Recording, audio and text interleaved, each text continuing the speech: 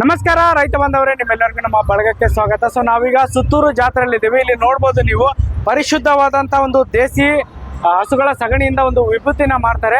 ಬನ್ನಿ ಇದ್ರ ಬಗ್ಗೆ ಮತ್ತಷ್ಟು ಮಾಹಿತಿನ ತಿಳಿಸ್ಕೊಡ್ತೀನಿ. ಅಮ್ಮ ನಮಸ್ಕಾರ. ನಮಸ್ಕಾರ ಸರ್. ನಮ್ಮ ಒಂದು ವೀಕ್ಷಕರಿಗೆ ತಮ್ಮೊಂದು ಪರಿಚಯ ಮಾಡ್ಕೊಡಿ ಅಮ್ಮ. ನಮ್ಮ ಹೆಸರು? ನಮ್ಮ ಹೆಸರು ಮಹಾದೇವಮ್ಮ ಸರ್. ಊರು ಮೇಡಮ್?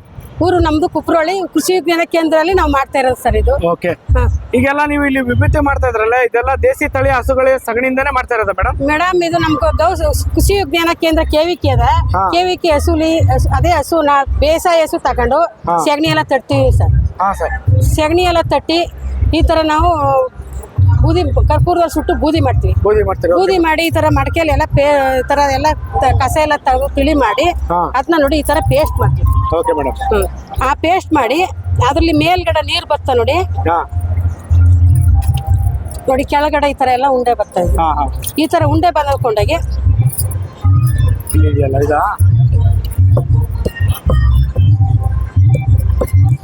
ನೋಡಿ ಈ ತರ ಹಚ್ ಮಾಡ್ತೀವಿ.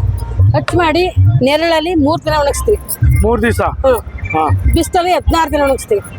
ಪುನಃ ಒಂದ್ ಪರ್ದ ಬೆರಣಿ ಹಾಕ್ತಿವಿ, ಒಂದ್ ಪರ್ದ ಇದೇ ಗಟ್ಟಿ ಹಾಕ್ತಿವಿ, ಪುನಃ ಒಂದ್ ಪರ್ದ ಬೆರಣಿ ಹಾಕ್ತಿವಿ.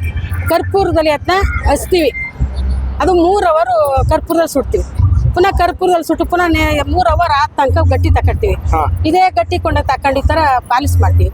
ಪಾಲಿಶ್ ಮಾಡಿ ರೆಡಿ ಮಾಡೋ ತನಕ 28 ದಿನ ಬೇಕು ಸರ್. ಒಂದು ಗಟ್ಟಿ ರೆಡಿ ಬೇಕಾದ್ರೆ ಒಂದು ಗಟ್ಟಿ ರೆಡಿ ಆಗಿ 28 ದಿನ ಬೇಕು.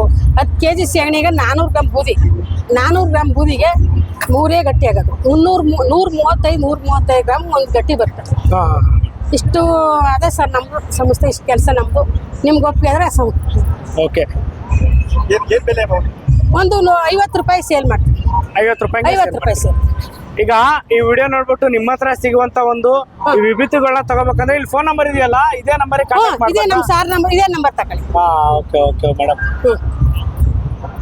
ಮೇಡಮ್ ಎಷ್ಟೊತ್ತು ಮಾಹಿತಿ ತಿಳಿಸ್ಕೊಡೋದಕ್ಕೆ ಧನ್ಯವಾದಗಳು. ಆಯ್ತು ಸರ್.